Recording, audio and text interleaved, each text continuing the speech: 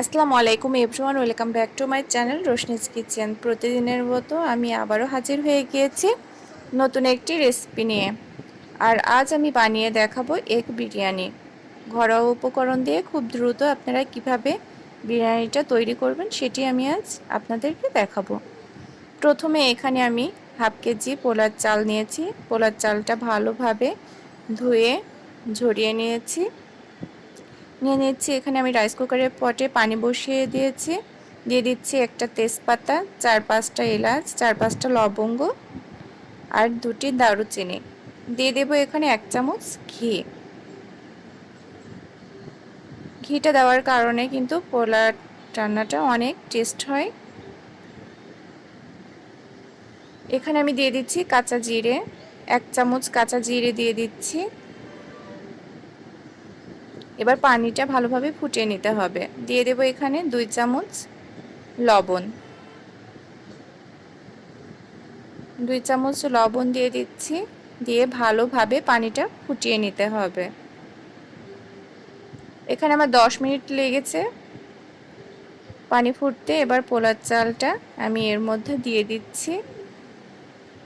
15 মিনিটে কিন্তু পোলার চালটা এখানে সিদ্ধ হয়ে আসবে। এখানে কিন্তু ভালোভাবে সিদ্ধ করা যাবে না, অর্ধেক কিন্তু সিদ্ধ করে নিতে হবে, একটু ঝরঝরা করে। এবার আমি একটি ছাঁকুনির সাহায্যে এটি তুলে ভালোভাবে ছেঁকে নেব।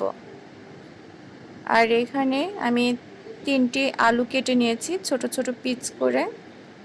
যেভাবে ছোট ছোট পিস করে কেটে নিয়ে ভালোভাবে ধুয়ে নিয়েছি। 4টা ডিম সিদ্ধ করতে দিয়েছিলাম, আমার সিদ্ধ হয়ে গেছে। এবার এটি ভালোভাবে ছুলে নিচ্ছি।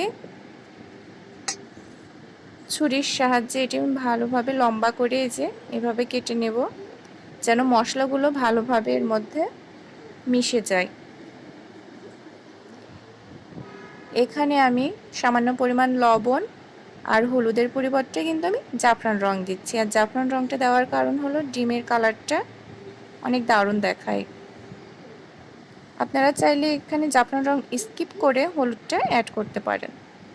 আলুটাও আমি একইভাবে লবণ আর জাফরান রং দিয়ে মেখে নিচ্ছি। দেখুন কালারটা তো দারুণ লাগছে। ব্যাস মাখানো শেষ। এবার আমি গ্যাসটা অন করে দিয়েছি, প্যানটা বসিয়ে এখানে হাফ কাপ তেল দিয়ে দিচ্ছি। আর 1 কাপ পেঁয়াজ কুচি আমি আগে থেকে করে রেখেছি। 1 কাপ পেঁয়াজ কুচি দিয়ে আমি এটি বেরেস্তা করে নেব। পেঁয়াজটা ভালোভাবে ভেজে নিচ্ছি। বাদামি কালার যখন হয়ে আসবে তখন আমি পেঁয়াজটা তুলে নেব। একই তেলের ওপরে আমি ডিমটা ভেজে নেব। আমি কিন্তু কোনো প্রকার আর তেল ইউজ করি নাই। ডিমটা ভালোভাবে ভেজে নিচ্ছি। ভালোভাবে ভাজা হয়ে গেলে আমি তুলে নেব। আলুটাও একইভাবে ভেজে নিতে হবে, তবে আলুটা সিদ্ধ হওয়ার জন্য আমি এখানে 3 মিনিট ঢাকনা দিয়ে রেখে দেব।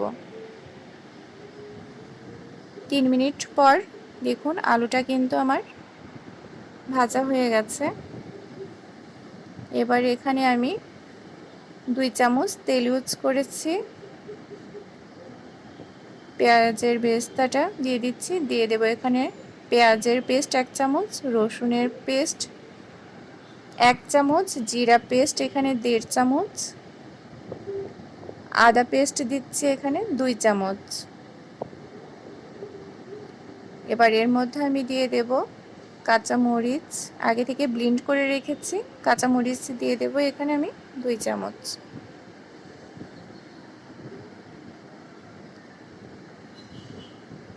ভালোভাবে কিন্তু মশলাটা এবার কষিয়ে নিতে হবে। আর দিয়ে দিচ্ছি এখানে 2 চামচ লবণ। আপনারা স্বাদ অনুযায়ী লবণটা দিয়ে দেবেন। ভালোভাবে এবার এখানে মশলাটা কষিয়ে নিতে হবে। মশলাটা কষানো যখন হয়ে যাবে এর মধ্যে আমি দিয়ে দেব 2 চামচ মরিচের গুঁড়ো,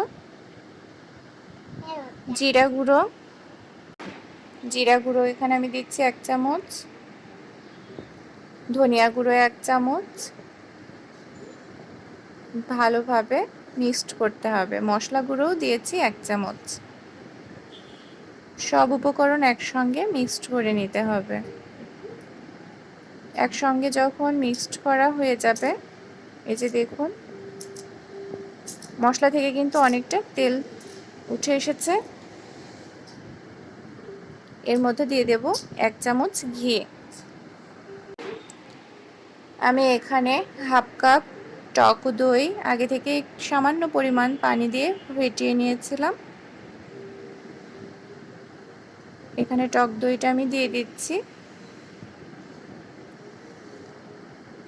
ভালোভাবে মিশিয়ে নেব। টক দইটা দেওয়ার কারণে কিন্তু মশলাটা অনেকটা ঘন হয়ে এসেছে। দিয়ে দিচ্ছি 2 চামচ চিনি। আপনারা চাইলে এখানে 3 চামচ চিনি অ্যাড করতে পারেন, মিষ্টি যেমন পছন্দ। দিয়ে দেব মশলা গুঁড়ো 1 চামচ। এবার আলু আর ডিমটা আমি আগে থেকে যে ভেজে রেখেছিলাম সেটাও দিয়ে দিচ্ছি। আর দিয়ে দিচ্ছি 4-5টা কাঁচা মরিচ আর 1 কাপ পানি।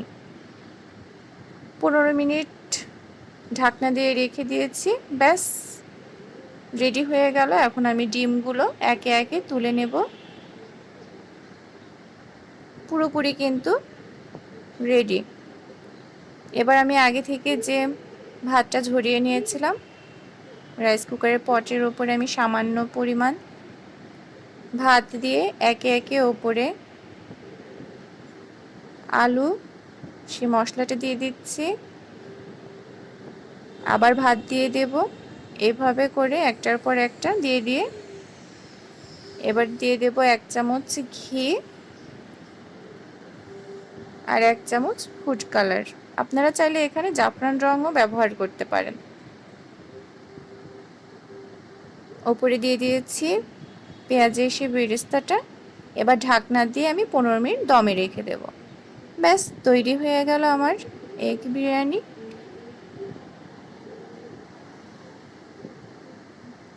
অসম্ভব মজাদার এই রেসিপিটি আপনারা বাসাতে ট্রাই করতে পারেন। এটি আপনাদের কেমন লাগলো প্লিজ কমেন্টের মাধ্যমে জানিয়ে দেবেন। আর সাবস্ক্রাইব করতে ভুলবেন না। যারা আমার চ্যানেলটিতে নতুন এখনও পর্যন্ত সাবস্ক্রাইব করেন নাই তাদেরকে বলবো সাবস্ক্রাইব করে দিতে। পাশে থাকা বেল আইকনে ক্লিক করলে প্রতিদিনের আপডেট আপনাদের কাছে পৌঁছে যাবে। আর যারা আমার চ্যানেলটিতে অলরেডি সাবস্ক্রাইব করে আমার পাশে আছেন তাদেরকে অসংখ্য ধন্যবাদ আমার পাশে থাকার জন্য। আর প্রচুর প্রচুর শেয়ার করে দেবেন। আবারও দেখা হবে নতুন কোনো রেসিপি নিয়ে। ততদিন আপনারা সুস্থ থাকবেন, ভালো থাকবেন, আমাদের জন্য প্রচুর প্রচুর দোয়া করবেন। আল্লাহ হাফেজ।